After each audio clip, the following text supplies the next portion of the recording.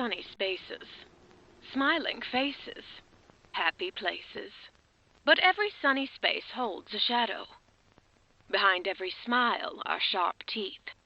And every happy place has something sinister lurking just below the surface. Welcome to We Saw the Devil, the podcast diving deep into the chilling realms of true crime. Join your host Robin as she unravels mysteries that have left investigators baffled and armchair sleuths obsessed. Be forewarned, dear listener. We Saw the Devil is not for the faint of heart. Our unflinching exploration will take you to the darkest corners of the psyche and through the unimaginable depths of human darkness to unearth stark secrets to the harsh light of day. Nothing will be left untouched. Are you ready? Are you sure? We saw the devil. Hello, everyone. You are listening to We Saw the Devil. This is Robin, and I am here with the next episode in the Chris Chan series. We are finally on episode 16. I know some of you are like, this is lasting entirely too long. I'm ready for this to be over. And others are commenting how much they love it and can't wait for the next episode. So it's been super interesting. But thank you to everyone. And hopefully, the palate cleanser coming later this week is going to be interesting. I'm going to be doing the case of Eddie Sexton. He was based out of Ohio, and more or less, he created his own incestuous murder cult. Incestuous murder cult, more or less. Particularly heinous, really tragic and sad. So expect that to be coming later this week. Other than that, I hope all of you are safe in your Thanksgiving travels. If you're going anywhere, traveling across the country to meet with your family. I've seen some people complaining on Facebook and social media about and Instagram about how there are long lines and flights and delays, and that sounds like a really horrible mess, and that would put me in a really bad mood. So I hope you guys are making it through okay. For those of you who have some time off, are y'all watching anything? I'm always looking for a good recommendation. So if you're looking to watch something on your time off for Thanksgiving, leave a comment on social media and let us know what you're watching so you can share with the rest of us. For myself, I have absolutely no plans whatsoever, and I am ecstatic about that. For those of you who don't know, I'm going through a really bad breakup at the moment. Covert narcissists are the worst, and I'm honestly just going to take this time to relax. On the previous episode, I covered Lois Gibson, who's known as the most successful forensic artist in the entire world. Have you guys watched anything on her? She is absolutely incredible. I highly suggest it if you haven't.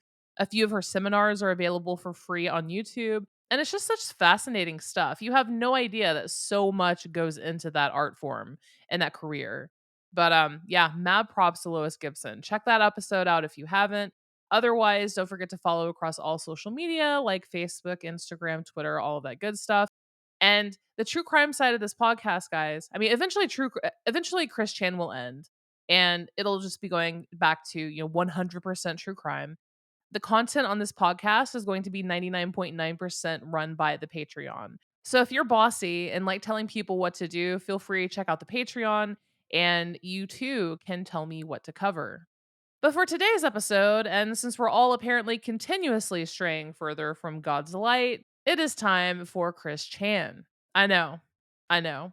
And a little bit of a disclaimer, guys. I feel like almost every Chris Chan episode that I put out, Chris is a real human and everything, but it furthers the story, right? Like there's a cohesive narrative and a story, and his life is progressing. And there's been very little, filler content when it comes to Chris Chan because the entire story is just so batshit that something is always happening. I'm going to be completely transparent. This episode is a little bit of like transitional. I wouldn't say filler at all, but it is a little bit transitional, more so than others. But the setup is worth it, and we're getting to where we need to go. But in the last episode, I left off with Chris's 33rd birthday in February of 2015, just 2 months after he pepper sprayed a poor GameStop employee for trying to kick him out of the store from which he had been previously banned. If you recall, if you haven't, watch the video, it is hilarious. But Chris went into the Fashion Square Mall in Charlottesville and from which he was banned, and he went into the GameStop inside and they were trying to kick him out And as he walked out, he pepper sprayed an employee. Naturally, he got arrested and all of that jazz. And in the previous episode, I also left off he had just had his first hearing on it. But more than anything, Chris was still completely obsessed with the fact that Sega's new game featured Sonic the Hedgehog with blue arms, instead of the white that he'd always classically had. And also, if you recall from the previous episode, Chris had gotten his taint pierced one time, and then it got severely infected, and he took it out, did not wait for it to heal, and he got it re-pierced again, which that is making, I mean, TMI, but that is making my boo hole clench just thinking about it. And then that eventually got infected, and he had to take it out. So the taint piercing, as of this episode, thing of the past, y'all. I know it's so disappointing. So in February, Chris also got back on OkCupid, and he changed his screen name from Level Up King to Level Up Queen. Added a couple new pictures, updated his profile. Of course, he explains being a transgender lesbian and, his entire sexuality, but he also says that he would consider threesomes if it consisted of two women. Two things to note here, because it's kind of big in Christery, is A, Chris mentioned that he would only consider a threesome if it consisted of two other women. And then also, one of the pictures that he uploaded, and it kind of shows you just how disconnected Chris is. One of the pictures is of him standing in a bra, and there is a huge, like, industrial sized box of enemas in front of him. He just left in the picture for some reason, like a 50 pack of enemas, big box right in front of him in the picture, and just, nah, that's going to go on a dating site. March of 2015 was relatively boring. A lot of 2015 is in fact kind of boring, especially the very beginning. So March was pretty, nothing really transpired there.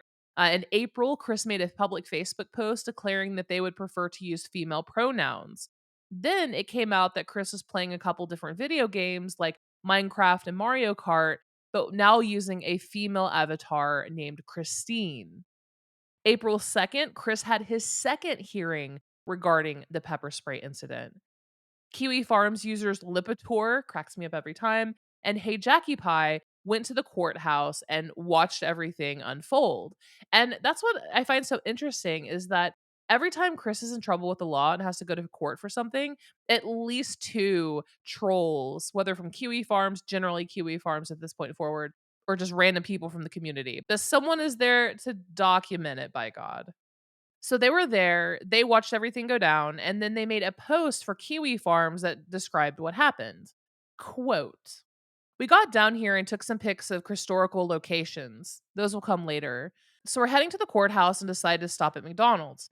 As we pull in, we see a blue Ford Focus with the license plate Sonichu. Brand newish, too. Probably nicer than my car. It totally looked more like a Decepticon than an Autobot, just for the record. My bud decides, well, guess I'm going for coffee. I stayed in the car. I'll let him tell you what he saw in there. I'll let him tell you what he saw in there. I was sitting in the car when he came out. He was wearing those stupid My Little Pony sunglasses, carrying 2 cups of coffee. He had a black cardigan thing on, I think, but what was more noticeable was his striped dress. It looked like someone stole the curtains from a freshman girl's dorm room and sewed it together haphazardly. It gave him noticeable trouble when walking. He was wearing some type of lace up boots that were sort of high heels, but not really. Probably didn't help with the walking. He didn't seem to realize that in a dress, his gait couldn't stride as wide and kept almost falling down and stumbling when his feet landed. Barb was strangely absent.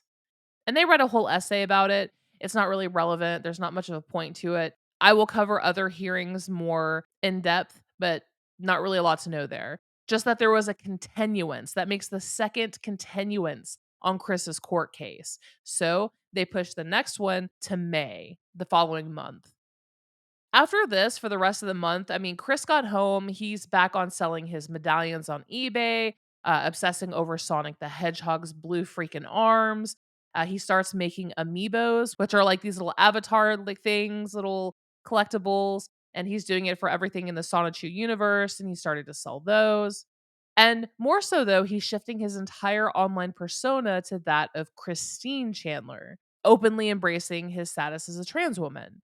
And on April 21st, Chris updated his Facebook profile to the name Christine Chandler with the gender of lesbian trans woman, female, lesbian soul, and male body. And if you've been following around since the beginning of this series, you know that one thing that Chris Chan has not been okay with is the LGBT community. He just could not stomach. He was always talking about how it was wrong. He wrote this entire storyline about how his virgin male straight blood cured homosexuality in Quickville and this whole thing. He was incredibly homophobic. Well, not anymore. He was fully embracing his status as a trans woman. And he would actually go to a gay club there in Charlottesville called Impulse. And that became like his second home. And a couple trolls actually came across him just randomly. But if you know much about Christory, you know that Chris had not really had a home since his time at the game place back with Megan and all of those other people. At least he kind of thought it was, but everybody more or less hated him there. His coming out the previous year in 2014 as trans, he had a whole new community. He had the LGBT community there in Charlottesville.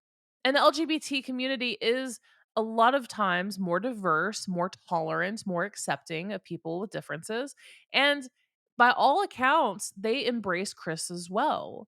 One troll actually came across Chris at random at Impulse and they wrote about their experience with it. He said, I arrived here around 10:15. I'm going to summarize this one. He said that Chris was sitting with people. He was a social butterfly. He was wearing a sleeveless blue dress with white flowers. It looked like it was something from Goodwill. He was wearing it over a dark navy blue t-shirt, sneakers, and then his normal glasses. He wasn't wearing the Sonichu medallion. It was basically just his standard Tom girl look.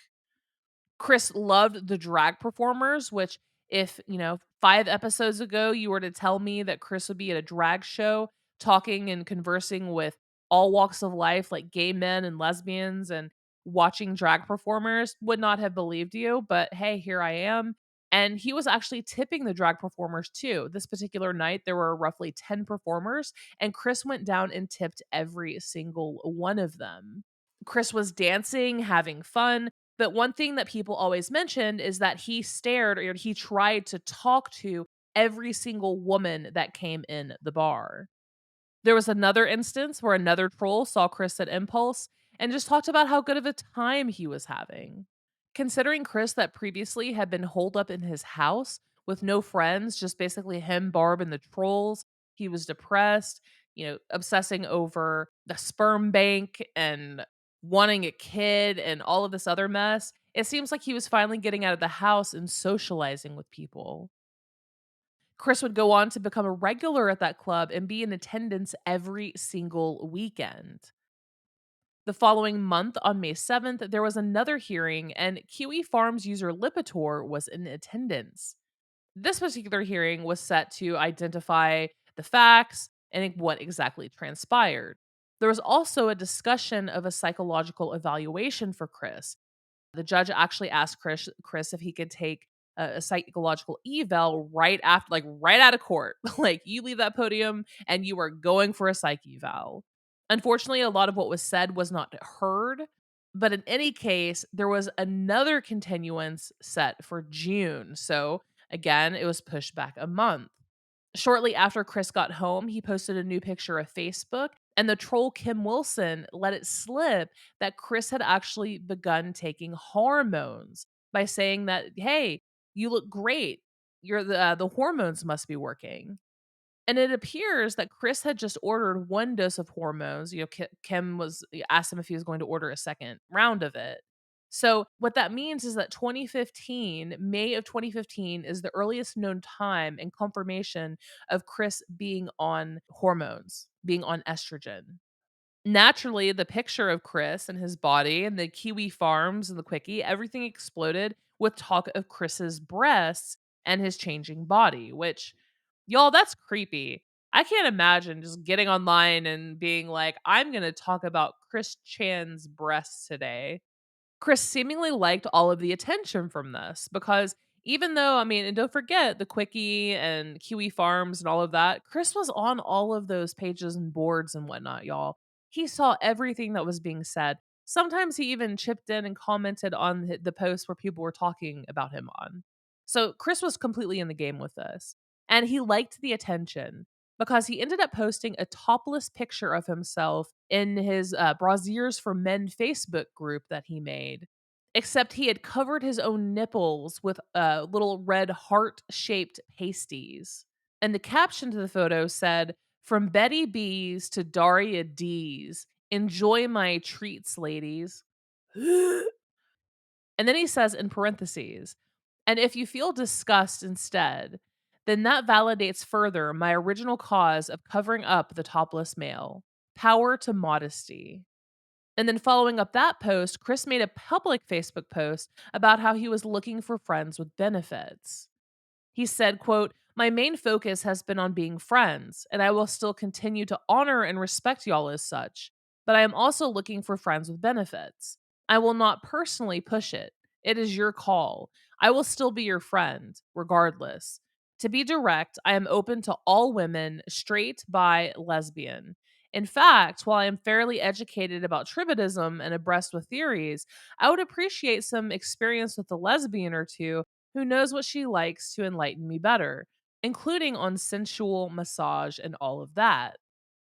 And here's where I just want to inject my own personal opinion as well. And I know I kind of do it a lot on this topic with Chris, but I find it relevant in each episode when we really start to kind of break into this piece of his identity.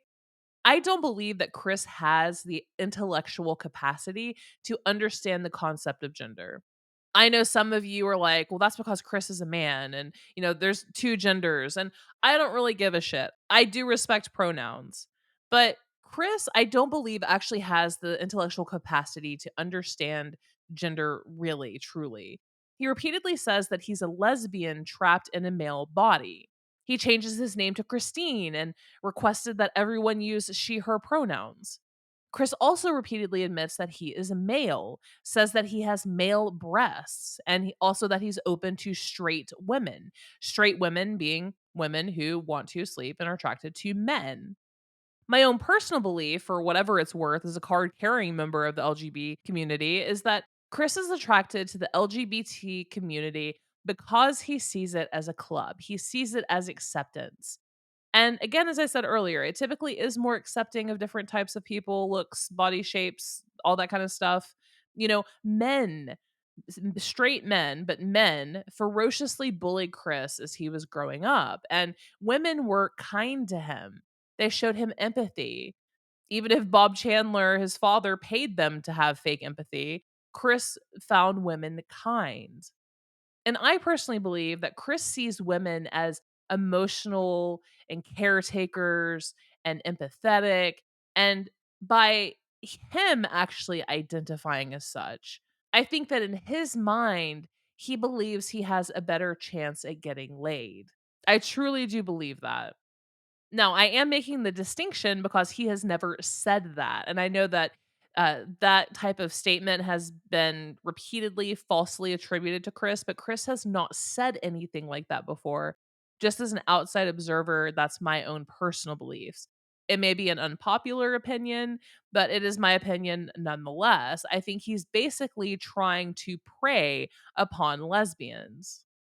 In any case, onward into June with that third continuance of the GameStop Pepperspray Saga. June saw the third hearing for the pepper spray incident at the GameStop. And guess what, y'all? More of the same here. Absolutely nothing happened, and there was another continuance. In August, Chris made the big move from eBay to Etsy, which is the current primary location for his merchandise. Again, you hear me bitching about it every single episode. Stop buying his shit. He is selling gravel from his driveway for like 15 bucks. I mean, it is absolutely insane the amount of money that he is making just coming back and being online and existing. But he officially opened up an Etsy store in August of 2015. He also came out as a lipstick lesbian on various places online.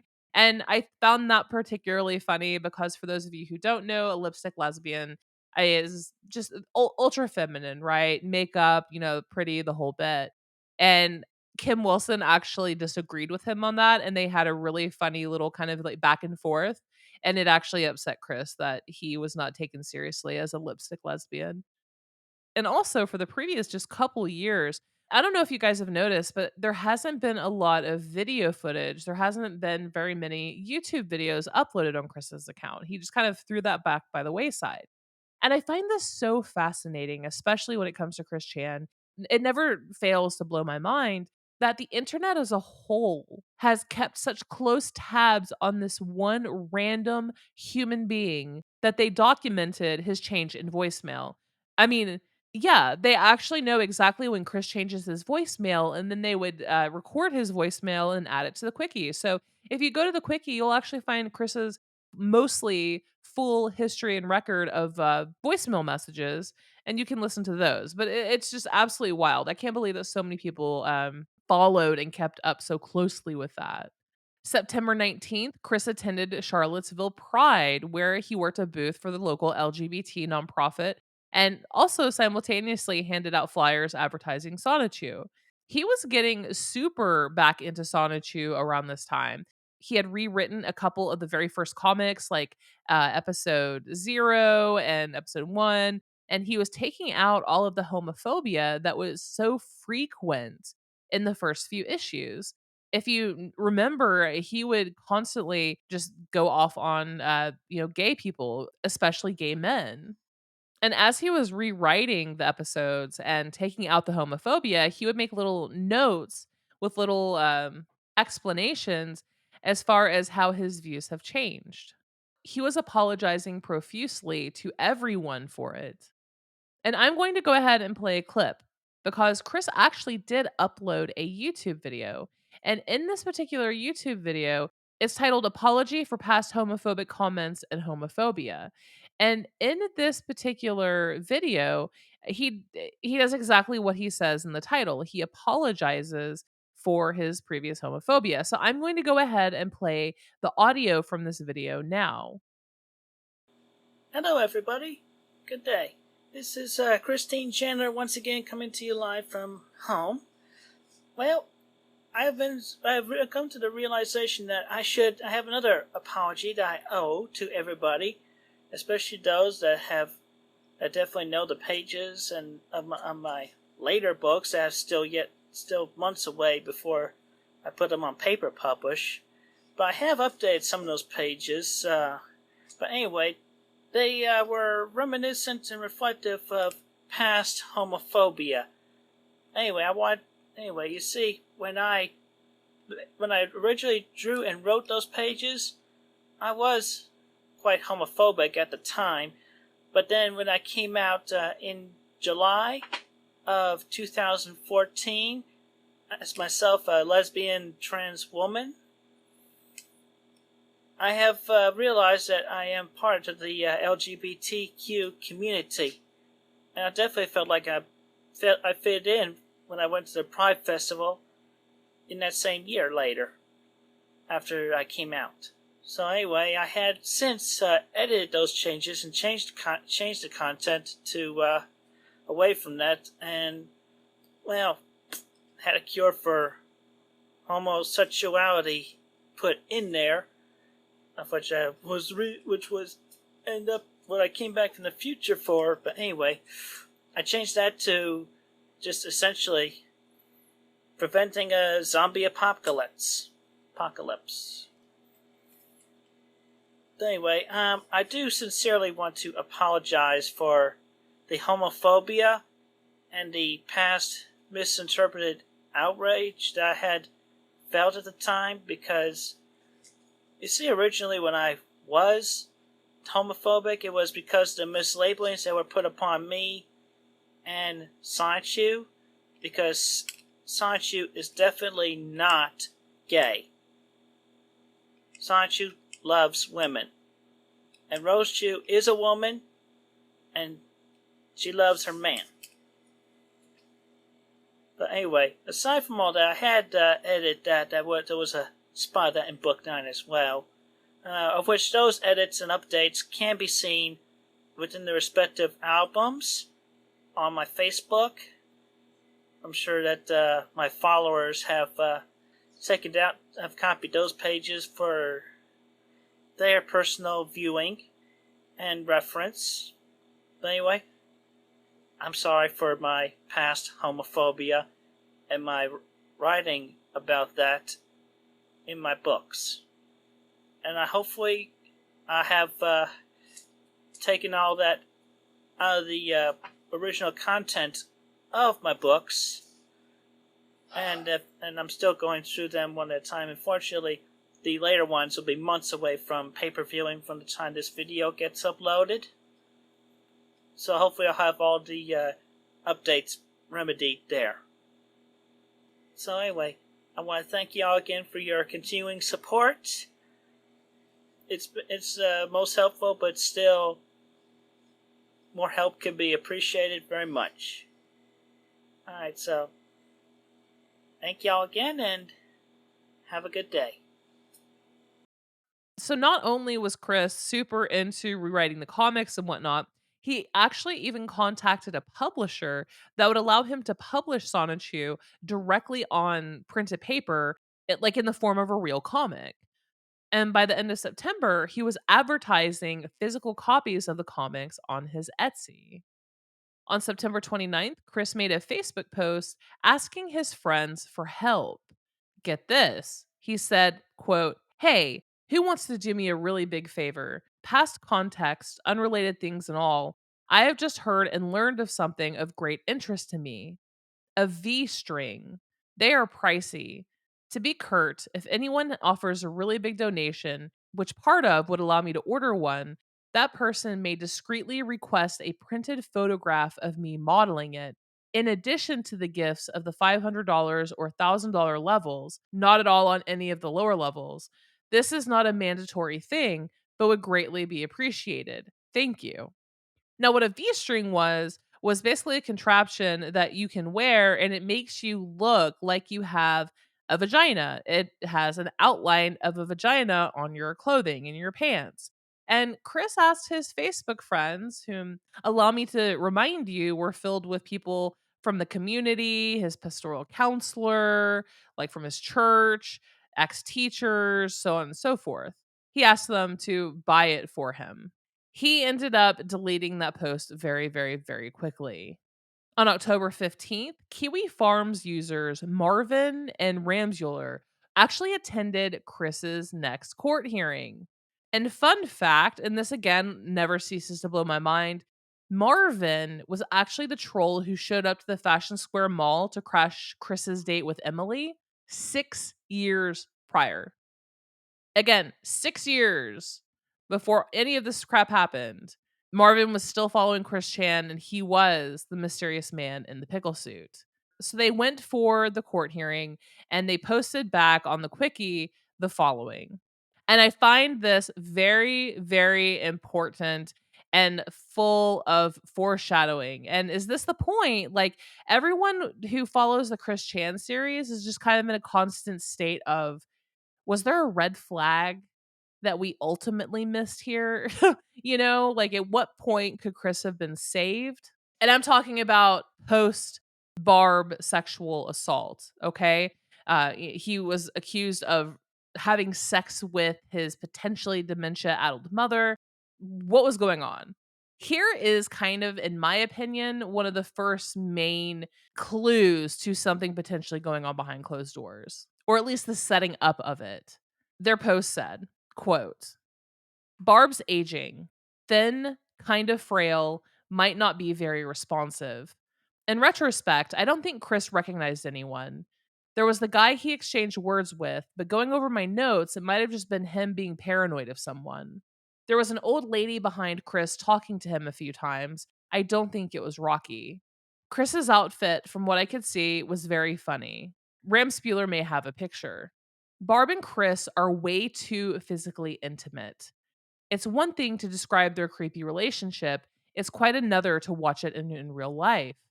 They hold hands, and Chris is always putting his arm around her and rubbing her shoulders sensually. That's shit I do to someone I'd want to bang, not a family member. It's weird." There was some guy with white hair and a white suit talking to Not Rocky. Then the PD came over and talked to Chris and Barb, with white hair guy and Not Rocky in the row behind them. This is where I heard snippets referencing 6 months and something, something, something. I think I heard Chris stress sigh a few times, and I think the PD got a little annoyed dealing with Chris. Not much, but I kind of sensed something like that. Maybe I imagined it. After a bit, the PD went to the judge and they called Chris up. Chris starts getting impatient with Barb. He said something like, "Are your ears clogged up?" And then, "Want to follow me so you can hear what's going on?" Then she got up and trundled up there to accompany Chris. This says a few things to me. Perhaps Barb's hearing is wearing down. This fits in with her being frail and old. Chris is being kind of bossy to Barb. Chris expects Barb to be his bookkeeper so far as punishments go. This is confirming what we had heard about at the Snyder trial. Now, I couldn't hear anything they were saying up front. At this point, I didn't want to get hassled by Not Rocky or whoever else was there, so I bailed and went to find Rumspuler. Ultimately, Chris will be found guilty and sentenced to 180 days or 6 months of probation. Chris did not spend a single second in jail, outside and beyond of his original arrest, but he did not have any jail time for what was originally a felony charge of assault with a weapon, pepper spray. But we're going to stop right here, guys, because it's a really good place to start considering the hearing and Chris yet again got off scot free, committing a crime and facing no repercussions whatso freaking ever. I'm sorry if this episode wasn't as exciting as the others. We're getting there, okay? Some occasionally you have to have some transitional episodes, but I definitely think that it's Chris is turning into a rather interesting person compared to what he had been previously, even 2 years prior. But that is it for today, y'all. Later this week, I'm going to cover the Eddie Sexton case out of Ohio, which, if you have not heard of it, take a quick gander, Google that, Eddie Sexton. It is such a horrendous case where a father basically wanted to create his own incestuous sex cult with his children, and he even basically got his own children to murder for him. It is crazy. So that's going to be coming later on Friday. Don't forget to follow on Instagram, Facebook, all of that good stuff. And we have our next live We Saw the Devil chat on this Friday. So this Friday at 7 p.m. Central Standard Time, I will be doing another live chat on the Discord. If you just want to hang out in the chat room, you can. If you want to hop on a voice room and talk, via your mic, you're more than welcome to do that as well. But we had a blast the last time, so we are doing it again. Feel free, check the show notes, and you will find a link so you can join the Discord. But other than that, y'all, I hope all of you have wonderful Thanksgivings. Until next crime.